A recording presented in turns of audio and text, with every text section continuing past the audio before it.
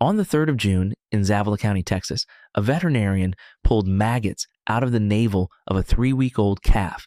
They were New World screwworm, and this fly had not been found in American cattle since 1966.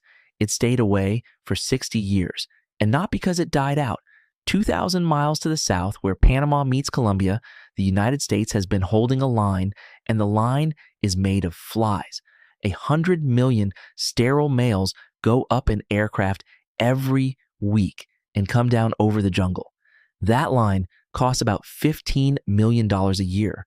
The agency that runs it, the Agriculture Department's Inspection Service, estimates it saves American cattle producers $2.3 billion a year, about $150 back for every dollar spent. In 2023, the line broke, and it broke for the same reason it was cheap. Start with the fly, because everything here runs on one detail of its biology. The New World screwworm lays its eggs in a wound on a living, warm-blooded animal, and the wound can be as small as a tick bite. What hatches does not eat dead tissue the way an ordinary maggot does. It eats living flesh burrowing inward, and an untreated animal can die within 2 weeks. People are infected too. This outbreak has produced more than 1,100 human cases and 7 deaths in Central America and Mexico. The detail that makes eradication possible is that a female screwworm mates only once in her life. If the male she finds is sterile, every egg she lays is dead, and she does not try again. So you never have to kill the flies. You flood the air with sterile males until a wild female almost certainly meets one of them instead of a wild mate, and within a few generations, the population runs out of children. That is how the United States cleared the screwworm by 1966, Mexico by 1991, and Panama by 2006. And this is the part that governs everything else. It is not a wall, it is a ratio. It holds only while the sterile males in the air outnumber what the wild population can replace, which means it holds only while somebody is paying for next week's flies. Stop paying and nothing collapses on the first day. The ratio just quietly tips back. When Panama was cleared, the program did not end. It moved to the narrowest point in the Americas, the strip of jungle between Panama and Colombia called the Darien Gap. There it became a permanent line held by one plant that can turn out 100 million sterile flies a week. American taxpayers cover 90% of what it costs to run. For 17 years, it worked. The fly stayed south of the gap, and the cattle industry of North America stopped thinking about it. That is the trap in every barrier like this one. What successful prevention produces is an absence. There is no photograph of the outbreak that did not happen, no county reporting the losses it did not have. Every other line in a budget can show you what it bought. This one can only show you a year in which nothing occurred, and it has to show you that again next year and the year after, forever. 3 rules turned that quiet line into a single point of failure. Mexico had a sterile fly plant of its own, and in 2012, it closed. Nothing had gone wrong there. Quite the opposite. The fly had been gone from Mexico for 20 years, and a factory breeding an eradicated pest is, on paper, a factory making something nobody needs. So the capacity went. The plant in Panama became the only screwworm plant in the world, and the United States, with the most to lose, had none of its own at all. That is what cheap actually bought. One plant at the narrowest point in the hemisphere is enough for as long as nothing goes wrong with it. The design that kept the barrier down at $15 million a year is the same design that left it without a second chance. The second rule is about where the money lives. The barrier has no fund of its own. It is an annual line inside one agency's budget spent mostly on a building in another country and building's age. In 2023, the agency's own plan listed that plant among the 3 facilities most in need of repair, and in its budget request for 2025, it asked for $3.6 million more to cover aging infrastructure and rising costs. The line was already gone by the time that request was written. It failed in 2023. The year detections in Panama went from about 25 to more than 6,500. Nobody broke the barrier because there was nothing there to break. Every week, the plant put 100 million sterile males into the air, and every week, the wildflies bred more of their own.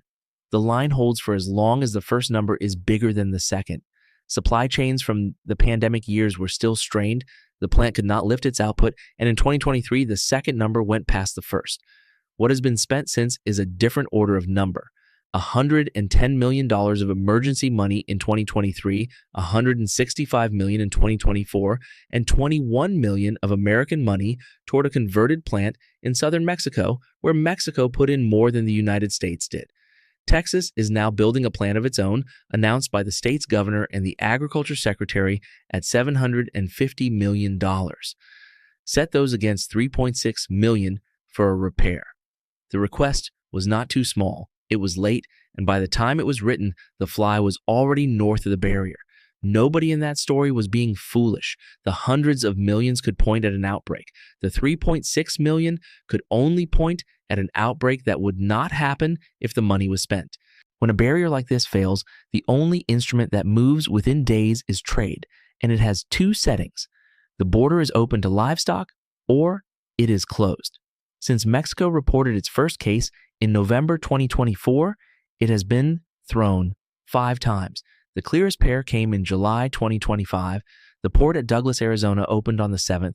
On the 9th, every southern port shut again because a single animal turned up infested in Veracruz, 370 miles from the border. The switch does not kill a single fly. The fly reached Texas anyway in June with the border shut. What it does is move the cost onto people who are not in the room. Mexican ranchers lost a trade worth about $1.2 billion a year, and the American market lost more than 1 million head a year at a moment when the herd was already the smallest since 1951, and fresh beef was setting records at $9.64 a pound. And a switch with 2 positions does something quieter. On Monday, the 24th of August, that same port at Douglas opens again, and days before the date, the Mexican state of Sonora announced its first screwworm case under 300 miles from the border, which put the opening at risk. This time, the department kept its schedule, but the incentive was in the room, and it does not go away. Under a rule with 2 positions, the region that reports is the region that can lose its gate. So, what could hold a line like this instead? The first design is the one now being built. Keep more capacity than the quiet years need permanently, the way a country keeps reservoirs above the level of an average summer. Panama makes 100 million flies a week. Mexico will add another 100 million, and the Texas plant is planned to reach 300 million, 5 times what existed on the day the barrier broke. The 750 million is only the building. After that, the plants have to be kept running and kept running through the years when the fly is nowhere. Mexico closed its plant in exactly that kind of year. The new ones are no safer from it. The design costs more, and the question that closed the last one is still there for anyone to ask. Why are we breeding flies nobody needs? And biology sets a delay money cannot buy out. Ground was broken in April, and the first flies from that building are due at the end of 2027. In an outbreak, the only capacity you can use is the capacity you built years earlier. The second design goes after the switch itself. Instead of opening and closing an entire country, you certify regions, a state with its own surveillance, its own sterile releases, and every animal inspected and treated before it leaves. That is the direction this reopening is already taking. The price is that zoning only works if an animal can be traced back to a place, and America has already measured what that costs at home. The National Animal Identification System was built to do exactly that. It took $142 million between 2004 and 2009, signed up about a third of producers, ran into years of opposition over privacy and cost, and was abandoned in 2010. A country that could not identify its own animals is in a weak position to require it of a neighbor, and one breach discredits a zoning scheme for years. And the zones bring the Sonora problem with them. Report a case, risk your gate. That does not go away on its own. It has to be taken out on purpose. The third design changes who holds the purse. Instead of an annual federal line, the barrier is paid for by the industry that gains from it through a compulsory levy on every animal sold. America has run this experiment. The boll weevil eradication program pushed back a pest that had drained the cotton belt for most of a century, and growers paid more than 70% of the cost themselves through per-acre assessments approved zone by zone in producer referendums. By 2009, the weevil was gone from every cotton state but parts of Texas, where growers are still paying to hold it there. The price comes in three parts. The levy lands on the same beef price we were talking about 2 minutes ago, so the shopper pays either way, just sooner. The decision moves to a vote, and a vote can say no.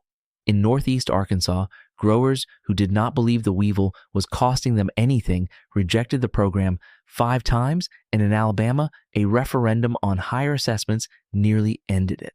And the analogy has a hard edge. The weevil program bought work inside the United States zone by zone. This barrier stands in Panama, run by a commission of 2 governments. A levy on American ranchers can buy flies. It cannot buy another country's decisions, and it cannot stop everyone south of the line from being protected for free. Though, on that last point, nothing would change, since American taxpayers already cover 90% of the bill. The calf in Zavala County was found on the 3rd of June. On Monday, that same port at Douglas opens again, and the plant in Panama now sits behind the front line. The fly it was built to stop is in Texas, and the defense is being rebuilt 2,000 miles north. None of the three makes the problem disappear. Standing capacity has to be paid for in the years it produces nothing. Zoning runs on trusting somebody else's records, and for as long as the state that reports a case is the state that can lose its gate, it rewards silence. An industry levy does not depend on who is dividing up the budget this year, and it lasts until the growers themselves vote to end it. Each moves the cost to a different place, and each puts a different group in the room when the decision gets made. For 17 years, this country did buy an absence and got about $150 back for every dollar it spent. What nobody bought was the spare. So when the next budget passes in front of you, a national one, a local one, the one where you work, find the line whose only product is that nothing happened. Then ask who defends that line in the year when nothing does.